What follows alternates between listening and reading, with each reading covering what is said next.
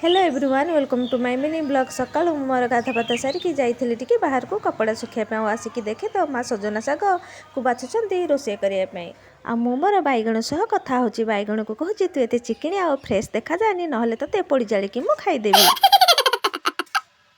मु मोर शाग मुग रोषे कर आंटी आम स्पेशल लंच थाली नहीं आसचंती। आज भली दिन में आंटी को हाथ रंधा टी खाइबा मिल।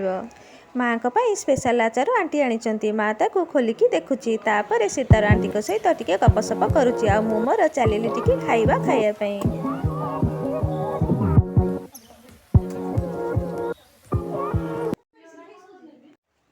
पेट पूजा करिकी मु मोर चलिली टिके ब्लैक कॉफी बनाया कारण वर्षा पाग चली से भाविली टिके ब्लैक कॉफी बनैकी मो बॉडी के टिके हिट रखी कारण सांग माने मो देह टिके होची ठंडा देह से टिके ब्लैक कॉफी पीले मो बॉडी बैलेंस रहे। भिडियोटी जदि भल लगुथिबो ताहा लाइक कमेंट और सब्सक्राइब करने भूलिबेनी। रहुची देखा आ गोटे मिनी ब्लॉग रे।